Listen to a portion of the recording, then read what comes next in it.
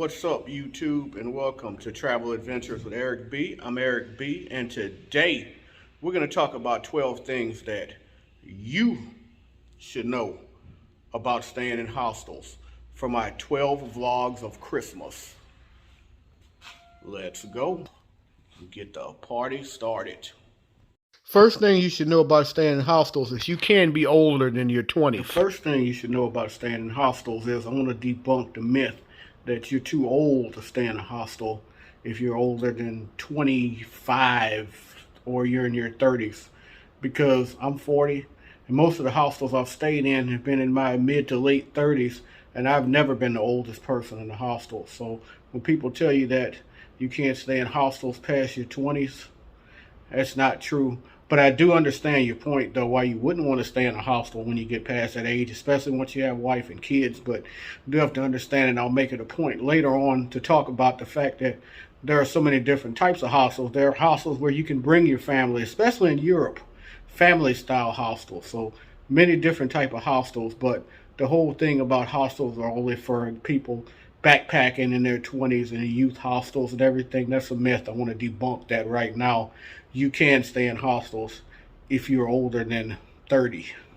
Next thing you should know about hostels is that they can be very loud. Another thing you should know about staying in hostels, unless you get a private room, hostels can be very loud. People snore a lot in hostels. People come into the room late at night. People hook up in hostels. People do a lot of things for noise in hostels. So I recommend that if you're staying in a hostel, that you bring earplugs or be prepared for it to be really loud. Also do a lot of your reviews and research before you go stay at a hostel, because some hostels are party hostels, some hostels are more like family hostels, and some hostels are less lively in areas where people just go to get a good night of sleep and go home. So make sure you do your research. Go on Hostel World or whatever, look up the hostel before you book it. But just understand that they can be very, very, very loud, especially at night when you're trying to sleep. Third thing you should know about staying in hostels is that you can save money using the refrigerator. Next thing you should know about staying in hostels is hostels generally have kitchen areas, common areas where you can cook your food. You know, if you're in the city center or somewhere like that, you can go walk to a local restaurant, go buy you some food and save you some money instead of going out to the restaurants the whole time. You go to the grocery store nearby, come back, cook what you got in the oven. You got refrigerators in the hostels where you can put your food in there, label what's yours in there, you know, and then, you know, the hostel usually have free things in there as well, items that you could have that were left by other travelers and things like that, you know. So hostel is a good way to save money on food and things like that too, if you take advantage of the kitchen and the kitchen areas in hostels. And everyone I've stayed in has had a kitchen area. The fourth thing you should know is that hostels are generally located in the city center or populated area. Next thing I would say generally you need to know about staying in hostels. The hostels are usually located in the city center or good areas.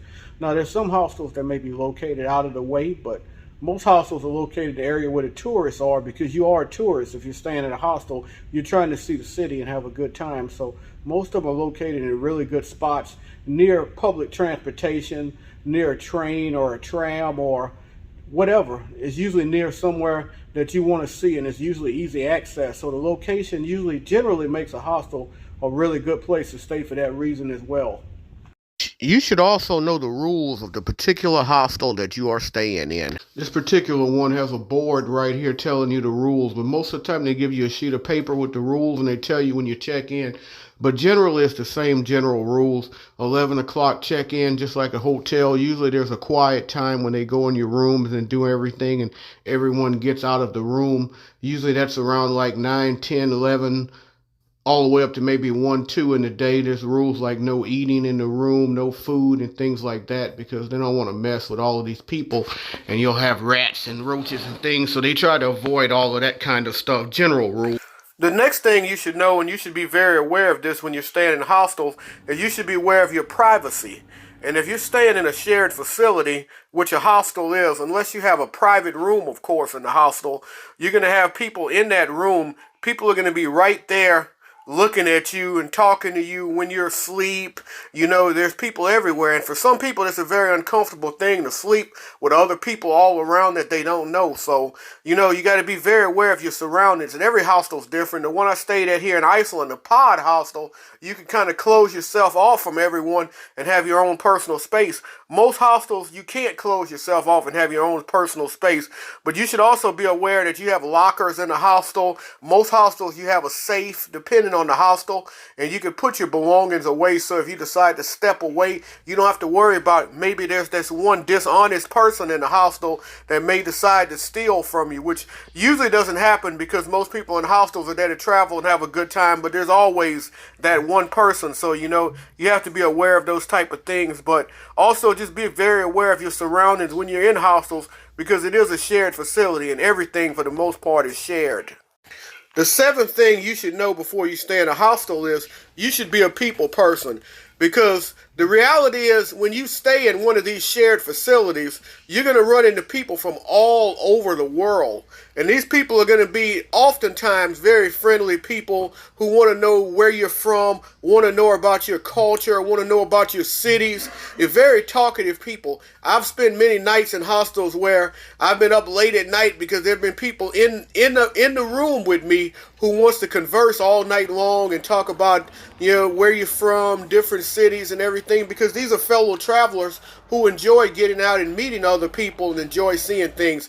And hostels also, when it comes to the staff at hostels and the way they plan things around, they do a lot of pub crawls and events and things like that. So it's a very social experience. So if you're an anti-social person, I recommend you stay somewhere by yourself or get the private room. But, you know, hostels are very geared towards getting together with people, meeting new people, experiencing things and conversation, and it's a great time. I've always had a great time meeting people at hostels, but if you're not a people person, I don't really think it's going to be your thing. This next one's very important. It's that do your research and your due diligence before you stay in a hostel, because each and every last one of them is different. I've stayed in quite a few of them, from Prague to Reykjavik to Vancouver to Montreal, Seattle, Dallas, New Orleans, Chicago, and Miami Beach. And every last one of them is different. There's no two of them that's exactly the same. So you need to do your research and your due diligence on the rules and the guidelines and what type of facility you're going to be staying in. Are you going to be staying in one that's going to keep you up all night, a loud party one? Or are you going to be staying in one that's going to be more chilled and more low-key at the end of the night? I say check out the reviews on Hostel World, which I think is the best site to check out the reviews on. This legitimate reviews. Make sure you're looking at reviews, making sure that you're getting a good, clean one that's got good reviews on the cleanliness, because you don't want to stay in one that's filthy. I've seen reviews on ones that have rats and things like that, and ones like that that are in bad areas. Make sure you're staying in a good area, and most of them are going to be in a good location, city center type areas. That's one of the pros of it. So you're going to probably get a good location. So make sure you do your research and your due diligence to see what exactly type of hostel you're going to be staying in, and then from that point on make a decision on what kind you're going to book. The ninth thing that you should know about staying in hostels is you should know what to bring. Some of that's going to depend on your research that you do on the individual hostel you're staying at, but you should know to bring a lock in case you need a lock for your locks. You should bring an eye mask for those people that keep the light on at night and keep you awake. You should bring toiletry, bath wash, and things like that for hostels that don't have that available. You should bring all your toiletries just in case, towels. You should bring headphones for people that are loud and snoring, and earplugs for that. You should also bring spray for the odors, because there are many people and all aren't clean. The next thing you should know is you should be aware of others. When I say aware of others, I mean you should be courteous and polite. You shouldn't leave the lights on and turn the lights on at night when people are sleeping. You shouldn't hook up in the hostel. You should clean up after yourself and not leave a mess. Don't bring food in the room, especially smelly food. Be aware of others in the room. Also, be aware of those who may take your belongings if you don't leave them out. Don't leave things laying around. Be responsible. Keep the shower and bathroom area clean. You should also be very aware of the cost of hostels. Though if you're traveling individually, most of the time hostels are going to be cheaper than hotels. But sometimes when you get the private room in a hostel, it turns out to be more than for a 3-star hotel. And also if you're traveling in groups, sometimes your cheaper to get an Airbnb or a hotel as well, because the hostel price can add up very quickly when it's like 4 different people staying there and they're paying 30, 40 a night. The next thing you should know is hostels aren't as big in the U.S. as they are in Southeast Asia and Europe. And I've heard this before from European and Asian and Australian backpackers that I've met. They've said, well, hostels in the USA, they aren't as big as they are over in those parts of the world. And you can see that on a site like Hostel World when you look at the amount of hostels. New Orleans is actually the city close to me that has 6 hostels, which is actually a lot because a lot of tourists come there. But a lot of the bigger cities in the U.S. don't have any hostels or may have 1 or 2. So not as big a deal as they are in Europe or Southeast Asia. That's something to keep in mind. Which is also something to keep in mind if you're an American, you have been to hostels here in the U.S. If you do go to some of the hostels over in Europe, they're very different. And the ones in Europe, there's a lot more hostels there, and the prices sometimes are actually cheaper there, and some of them are actually nicer in Europe and Southeast Asia. So it's just a different world. Every hostel's different in general. And that's all, folks. I hope you enjoyed this video. If you did, I ask that you please hit the like, please hit the subscribe button, please hit the bell notification so you can know when I have more material coming out in the future. Help us to continue to grow as a travel community. And as always, remember, live today, grow today, tomorrow's never guaranteed. Peace. And travel. Lots of travel.